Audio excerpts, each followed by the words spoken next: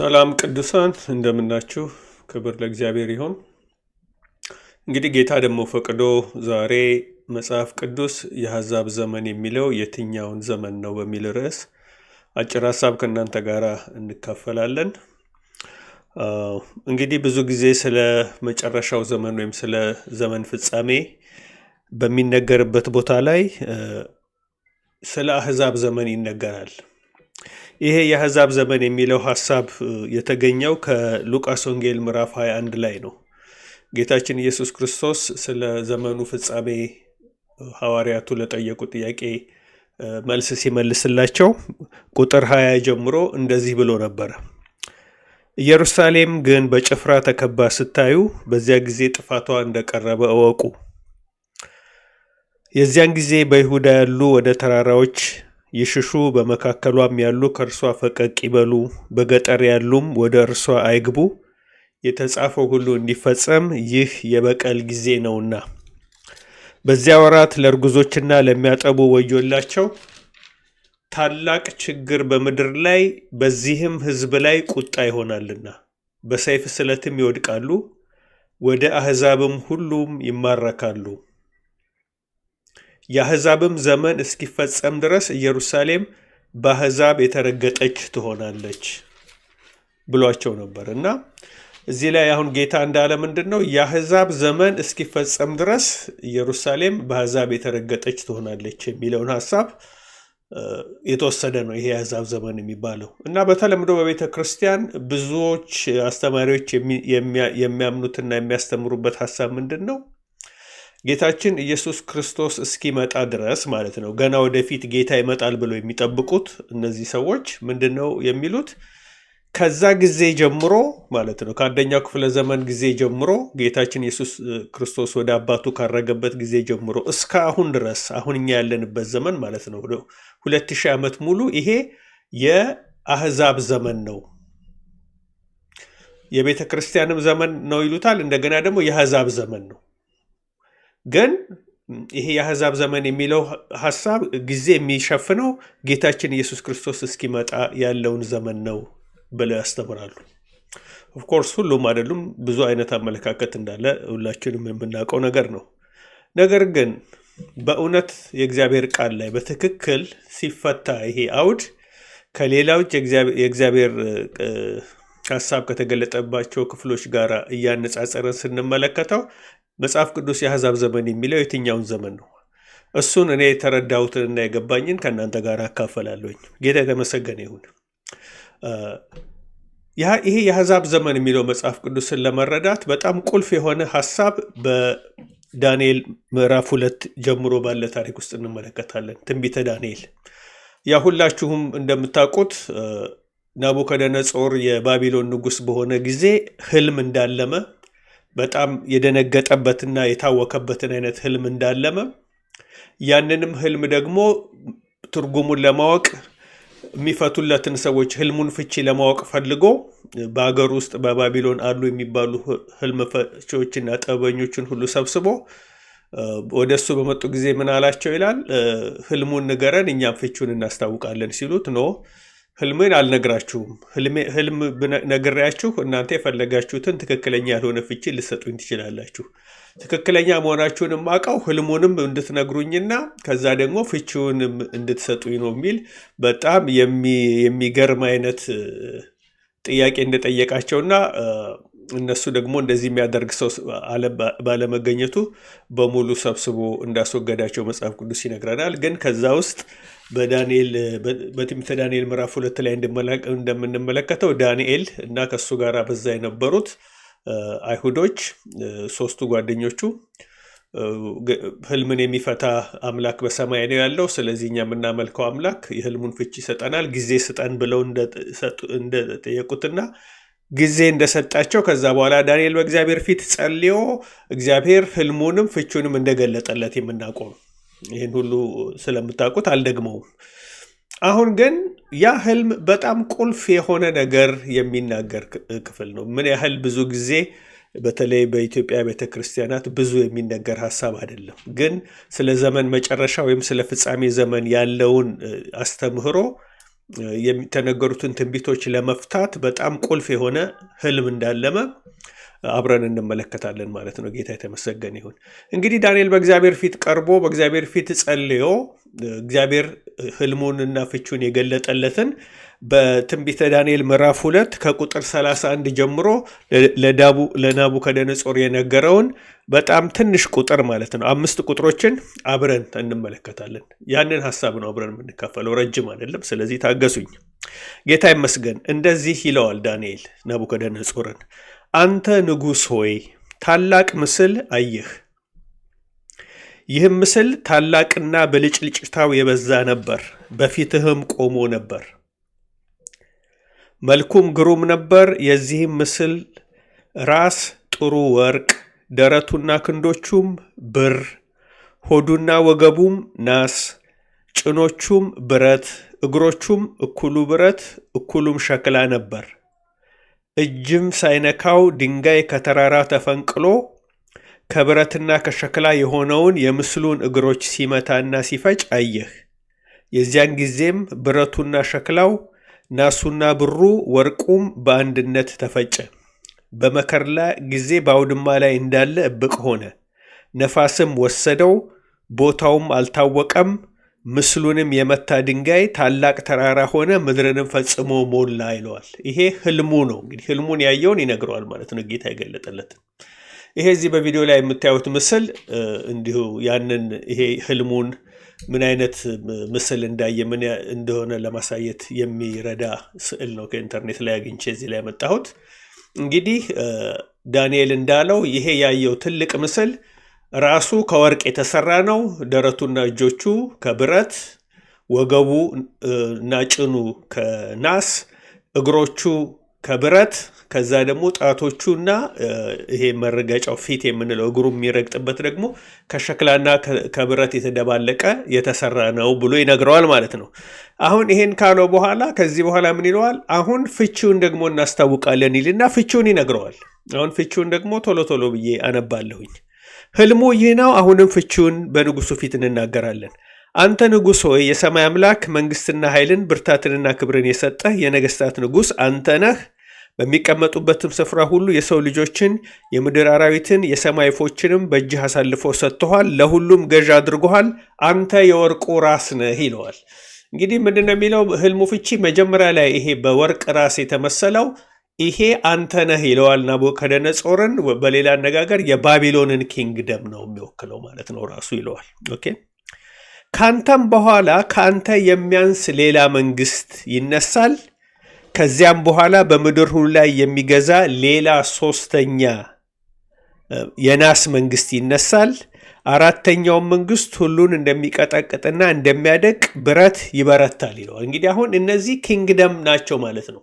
የተለያዩ በተከታታይ የሚነሱ መንግስታትም ወይም ኪንግደም ኢምፓየር የምንላቸውን የሚወክሉ ናቸው። ስለዚህ ወርቁ የሚያሳየው የባቢሎን ኪንግደም ነው፣ በጣም ፓወርፉል ነው። ከዛ በኋላ ግን ካንተ የሚያንስ ሌላ መንግስት ይነሳል ይለዋል። ይሄ በብር የተወከለው ነው። ከዛ ደግሞ የናስ፣ ከዛ በኋላ የሚያደቅና የሚፈጭ ሌላ አራተኛ መንግስት የተባለው ይሄ በእግሩን ምሳሌ የሆነው ከብረት የተሰራው እሱ መንግስት ነው ብሎ ይነግረዋል ማለት ነው። በተለይ ደግሞ ምን ይላል? ስለዚህ ከብረት ሁሉን እንደሚቀጠቅጥና እንደሚያደቅ ብረት ይበረታል። እነዚህ ሁሉ እንደሚፈጭ ብረት ይቀጠቅጣል፣ ይፈጫቸውማል። እግሮቹና ጣቶቹ እኩሉ ሸክላ እኩሉ ብረት ሆኖ እንዳየህ እንዲሁ የተከፋፈለ መንግስት ይሆናል። ብረቱም ከሸክላው ጋር ተደባልቆ እንዳየህ የብረት ብርታት ለእርሱ ይሆናል። የእግሮቹም ጣቶች እኩሉ ብረት እኩሉ ሸክላ እንደነበሩ እንዲሁም መንግስቱ እኩሉ ብርቱ እኩሉ ደካማ ይሆናል። ብረቱም ከሸክላው ጋር ተደባልቆ እንዳየህ እንዲሁ ከሰው ዘር ጋር ይደባለቃሉ። ነገር ግን ብረት ከሸክላ ጋር እንደማይጣበቅ እንዲሁ እርስ በርሳቸው አይጣበቁም ይልና 44 ቁጥር ላይ በጣም ቁልፍ ነገር ይናገራል። እንዲህም ይላል፣ በእነዚያ ነገስታት ዘመን የሰማይ አምላክ ለዘላለም የማይፈርስ መንግስት ያስነሳል፣ ለሌላ ህዝብም የማይሰጥ መንግስት ይሆናል። እነዚያንም መንግስታት ሁሉ ትፈጫቸዋለች፣ ታጠፋቸውማለች፣ ለዘላለምም ትቆማለች። ድንጋዩ እጅ ሳይነካው ከተራራ ተፈንቅሎ ብረቱንና ናሱን ሸክላውንና ብሩን ወርቁንም ሲፈጨው እንዳየህ እንዲሁ ከዚህ በኋላ የሚሆነውን ታላቁ አምላክ ለንጉሱ አስታውቆታል። ህልሙም እውነተኛ ፍቺውም የታመነ ነው ይለዋል ማለት ነው። ጌታ የተመሰገነ ይሁን። እንግዲህ ህልሙም ፍቺውም ይሄው ነው። አሁን ግን ምን ማለት ነው? አሁን እንግዲህ ከመጽሐፍ ቅዱስ በተጨማሪ ደግሞ ታሪክን ማወቅ ይጠቅማል፣ ምን እንደተከሰተ ማለት ነው። እንግዲህ መጽሐፍ ቅዱስም ላይ በደንብ ተጽፏል። ሌላ ቦታ ማየት ትችላላችሁ። በተለይ ዳንኤል መጽሐፍም ላይ እንዲሁም በታሪክ መጽሐፍት ላይ ተጠቅሶ እንደምናየው የመጀመሪያዊ በወርቅ ራስ የተመሰለው የባቢሎን ኪንግደም የነበረበት ዘመን ይሄ እንግዲህ መጀመሪያ የምናየው የባቢሎን ኪንግደም ነው፣ በራስ የተወከለው ማለት ነው። ቀጥሎ እንደተባባልነው ከባቢሎን ቀጥሎ የሚመጣው አነስ የሚለው መንግስት ተብሎ የተጠቀሰው የሜዶናና የፋርስ መንግስት ወይም ኪንግደም የሚባለው ነው። ከዛ ቀጥሎ ደግሞ የሚመጣው ሳይሆን የመጣው አሁን ኦልሬዲ ለእኛ እንደ ታሪክ የምናየው ነው። ይሄ ኦልሬዲ ሆኗል። ከሜዶናና ፋርስ ቀጥሎ የመጣው ደግሞ ኪንግደም የግሪክ ኪንግደም ወይም የግሪክ ኢምፓየር የሚባለው ነው። የግሪክ ኢምፓየር ካለፈ በኋላ ቀጥሎ ደግሞ የመጣው የሮም ኪንግደም ነው። ከሮም ኪንግደም በኋላ ደግሞ የመጣው ወይም ደግሞ ሮም ኪንግደም ሙሉ በሙሉ በአንድ ጊዜ አይወድቅም፣ ግን የተከፋፈለ መንግስት ይሆናል። የሮም ኪንግደም ልክ አሁን እንደተናገረው የተከፋፈለው የሮም መንግስት ልንለው እንችላለን። ስለዚህ እነዚህ አራት ዋና ዋና ኪንግደሞችና አምስተኛው ደግሞ ሮም ኪንግደም በደከመ ጊዜ በተከፋፈለ ጊዜ የሆነው ነገር ነው። እነዚህ ነገሮች ሁሉ የተፈጸሙ ናቸው። አሁን እነዚህ ኪንግደሞች መጥተው ሄደዋል። የባቢሎን መንግስት መጥቶ ሄደዋል። ከዛ ሜዶናና ፋርስ መንግስት መጥቶ ሄደዋል እያለ የግሪክ መንግስት መጥቶ ነበር። ከዛ የሮም መንግስት መጥቶ ሄደዋል። የተከፋፈለው ሮምም መጥቶ ሄደዋል። አሁን እኛ ይህን ኪንግደሞች ስንመለከት ወደፊት የምንጠብቃቸው ወይም ዛሬ በእኛ ዘመን ያሉ ሳይሆኑ እነዚህ ኪንግደሞች በቀደመው ዘመን የነበሩ ናቸው። ለምሳሌ የባቢሎን ኪንግደም የነበረው ከመቼ እስከ መቼ ነው? ከ626 እስከ 539 ቢፎር ክራይስት ነው ይሄ ኪንግደም የነበረው። ባቢሎንን ኪንግደም የተካው የሜዶናና የፋርስ መንግስት ደግሞ ከ539 እስከ 331 ከክርስቶስ ልደት በፊት የነበረ መንግስት ነው። ታሪኩን ታውቃላችሁ። ሜዶናና ፋርስ መንግስት ነው የባቢሎንን መንግስት ባቢሎንን አጥፍቶ የሚቀጥለው ታላቅ መንግስት የሆነው። የሜዶናና የፋርስ ነገስታት ናቸው አይሁዶች ከባቢሎን ወደ ሀገራቸው እንዲመለሱ ፈቃድ የሰጧቸው እና ለምሳሌ የፋርስ መንግስት ነገስታት የነበሩ ናቸው እና እሱን ሁሉ መመልከት እንችላለን። በመጽሐፍ ቅዱስ ላይ ያሉ ታሪኮች ናቸው። ሜዶናና ፋርስ ከወደቀ በኋላ የተተካው መንግስት ደግሞ የግሪክ ኪንግደም ሲሆን እሱም ከ331 እስከ 168 ከክርስቶስ ልደት በፊት የኖረ ነው። በታሪክ እንደምናውቀው የዚህ የግሪክ መንግስት መስራች የነበረው ታላቁ እስክንድር የሚባለው የታወቀው ጦረኛ ሰው ነው። ስለሱ ብዙ የሚነገርለት ሰው ነው። ግሪክንና የግሪክን ኪንግደም የተካው ደግሞ ታላቁ የሮም ኪንግደም ነው። ከ168 ዓመተ ምህረት እስከ 70 ዓመተ ምህረት ዋናው ጠንካራ የነበረው የሮም መንግስት የኖረበት ዘመን ነው። በጁሊየስ ሲዘር ወይም ደግሞ ቄሳሩ ጁሊየስ ቄሳር ነው የተመሰረተው። ከዛ ስለ እነዚህ የሮም መንግስት ብዙ እናውቃለን። ለምን? ጌታችን ኢየሱስ ክርስቶስ የኖረበት ዘመን ላይ ይሄ የነበረው በዓለም ላይ የነበረው ታላቁ ኪንግደም የሮም ኪንግደም ስለነበረ ነው። እና ከ168 ዓመተ ምህረት ከክርስቶስ ልደት በፊት ነው የጀመረው በጁሊየስ ሲዛር ዘመን። ከዛ በኋላ 70 ዓመተ ምህረት ለምንድን ነው 70 ዓመተ ምህረት ያልነው? 70 ዓመተ ምህረት በኢየሩሳሌም ያለው ታላቁ የሙሴ ወይም የብሉይ ኪዳኑ መቅደስ የፈረሰበት ጊዜ ነው። ኢየሩሳሌም የተቃጠለችበት ዘመን ስለሆነ በታሪክ ውስጥ ትልቅ ቁልፍ የሆነ ቦታ ነው። በተለይ ለእኛ ለክርስትና አማኞች ይሄ በጣም ልናውቀው የሚገባ ታሪክ የተከሰተበት ዘመን ስለሆነ ነው 70 ዓመተ ምህረት ከክርስቶስ ልደት በኋላ የተጻፈው። እንግዲህ ከክርስቶስ ከ70 ዓመተ ምህረት በኋላ ያ መቅደሱ ከፈረሰበት ዘመን በኋላ የነበረው የሮም መንግስት ለረጅም ጊዜ ቆይቷል። እስከ 473 ነው 72 ዓመተ ምህረት ድረስ በታሪክ ውስጥ የሮማ መንግስት እስከዛ ድረስ ቆይቷል። ግን እንደዚህ እስከ 70 ዓመተ ምህረት እንደነበረው ሀያል መንግስት አልነበረም። ቀደም ዳንኤል ህልሙን ሲፈታ እንደነገረን ይሄ በጣቶቹ ከሸክላና ከብረት የተደባለቁ መሆናቸው የሚያሳየው ደካማ እንደሆነ፣ ሸክላ ደካማ ተሰባሪ ስለሆነ በዛ ጊዜ የነበረው የሮም መንግስት የተከፋፈለ በአንድ ወሳኝ ሆኖ ከላይ ሆኖ እንደነ ጁሊየስ ሲዛር ወይም ደግሞ እንደነ አጉስተስ ቄሳር ወይም ደግሞ እንደነ ኔሮ ሰጥ ለጥ አድርጎ የሚገዛ ንጉስ አልነበራቸውም። ተከፋፍሎ በየአካባቢ ባሉ ጀነራሎች የሚመሩ የተለያዩ ክፍላተ ሀገራት ውስጥ የነበሩ የሮማ የጦር መሪዎች የነበሩበት መንግስት ስለሆነ እየደከመ የመጣ ነው። ረጅም ዓመትም ቢቆይ ከዛ በኋላ ወደ 400 ዓመትም የቆየ ቢሆን ስሙን ይዞ ማለት ነው። ግን የደከመ የተከፋፈለ እንደነበረ ታሪክ ይነግረናል ማለት ነው። እና ይሄ የተከፋፈለው የሮም መንግስት እንግዲህ ከ70 ዓመተ ምህረት ጀምሮ እስከ 476 ከክርስቶስ ልደት በኋላ የነበረ ዘመን ነው። ኦኬ፣ አሁን ይሄ እንግዲህ ታሪኩ ይሄ ነው። አሁን የአሕዛብ ዘመን የሚባለው የቱ ነው የሚለው ጥያቄ፣ የአሕዛብ ዘመን የሚባለው እስከ 70 ዓመተ ምህረት ድረስ የነበረው ዘመን ነው። ከባቢሎን ኪንግደም ከ626 ጀምሮ እስከ 70 ዓመተ ምህረት ከክርስቶስ ልደት በኋላ መቅደሱ እስከፈረሰበት ጊዜ ድረስ ኢየሩሳሌም እስከጠፋችበት ጊዜ የነበረው ይሄ ወደ 700 ዓመት የሚሆነው ዓመት የአሕዛብ ዘመን የሚለው መጽሐፍ ቅዱስ እሱን ነው። ለምንድን ነው የአሕዛብ ዘመን የሚለው? ይህንን ነገር ለመረዳት በጣም ቁልፍ የሆነው ነገር ተመልከቱ። እግዚአብሔር እስራኤልን ከግብፅ አውጥቶ የእስራኤልን መንግስት አድርጎ ከመሰረተበት ጊዜ ጀምሮ በነበሩት ዘመናት በተለይ በንጉሱ ሳኦል፣ በንጉሱ ዳዊት፣ በንጉሱ ሰለሞን ከዛም በኋላ በነበሩት ነገስታት ዘመን በተለይ እስከ ንጉስ ሰለሞን ድረስ በጣም የእስራኤል ኪንግደም ፓወርፉል ኪንግደም ነበር። በአካባቢው ያሉትን ጠላቶቻቸውን እግዚአብሔር እያስገዛላቸው በጣም ያቺ ትንሽ የምትመስል የእስራኤል ኪንግደም ግን እግዚአብሔር ሞገስና ክብር ሆኖ መፈራት ሆኖ በአካባቢው ካሉ ጠላቶቻቸውን እያሸነፉ የኖሩበት ዘመን ነው። የእስራኤል ኪንግደም በቃ ወርቃማ ጊዜ የሚባለው በተለይ የሰለሞን ዘመን ወርቃማ ጊዜ የሚባለው ነው። በዓለም ዘንድ ታዋቂነትን ያተረፉበት፣ አሕዛብ እና የተለያዩ ህዝቦች ወደዛ የሚጎርፉበት፣ ምድሪቷ የበለጸገችበት፣ የነ ንጉሥ ሰለሞን ጥበብ በዓለም ሁሉ የተወራበትና ነገስታት ሁሉ ወደ ኢየሩሳሌም ይመጡ የነበረበት ዘመን ነው። ያ ጎልደን እንትን የሚባለው ነው፣ የእስራኤል ታሪክ የሚባለው ነው።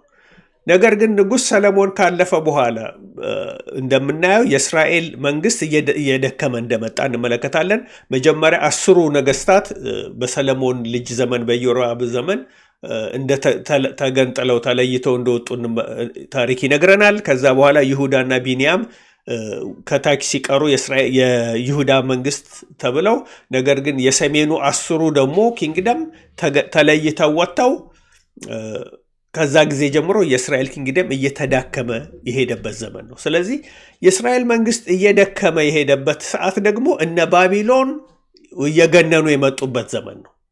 ባቢሎን አክቹዋሊ የባቢሎንን ታሪክ ከእግዚአብሔር ቃል ውስጥ የምናየው መቼ ነው? እግዚአብሔር በዛ ጊዜ የነበረው የእስራኤል ህዝብ በእግዚአብሔር ላይ ባመፀ ጊዜ ምን አደርገው? አሳልፎ ሰጣቸው ለናቡከደነጾር ጦር።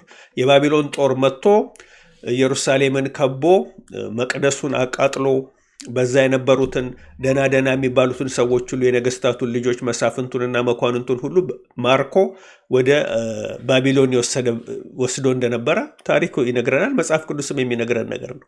ከዛ ጊዜ ጀምሮ እንግዲህ የአይሁድ ነገር የእስራኤል ታሪክ እየተዳከመ በመጽሐፍ ቅዱስም ላይ እንደምናየው ነገር ከእግዚአብሔር ጋር ያላቸው ነገር ሁሉ እየቀዘቀዘ እንደሄደ፣ ነገር ግን አሕዛብ ደግሞ እየገነኑ እንደመጡ እንመለከታለን። ናቡከደነጾር ያው በዚህ ላይ አሁን በምስሉ ላይ እንዳየነው እና ዓመታቱን እንዳስቀመጠን በተከታታይ የተነሱት እነዚህ መንግስታት በሙሉ እስራኤልን ገዝተው ነበር። የእስራኤል ኪንግደም ከባቢሎን ጊዜ ጀምሮ ተመልሶ እንደነበረው ሊሆን አልቻለም። በላያቸው ላይ እግዚአብሔር የሚገዟቸው አሕዛብ አስነሳባቸው።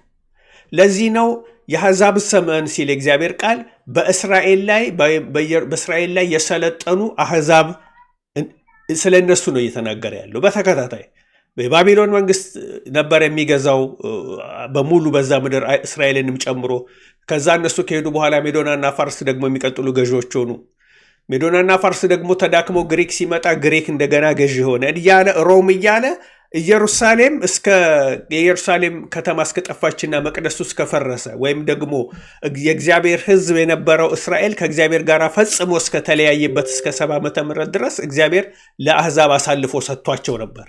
ያ ዘመን ምነው መጽሐፍ ቅዱስ የአሕዛብ ዘመን የሚለው እንጂ አሁን የምንኖርበት ዘመን የአሕዛብ ዘመን አይደለም። አሁን የምንኖርበት ዘመን የእግዚአብሔር መንግስት ዘመን ነው የሚባለው።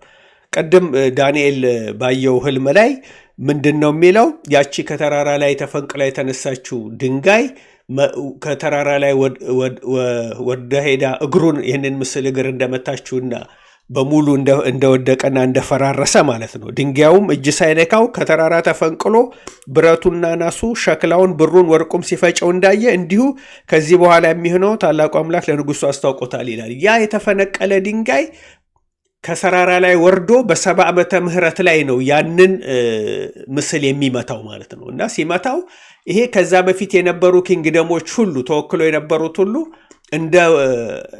እንደወደቁ ማለት ነው።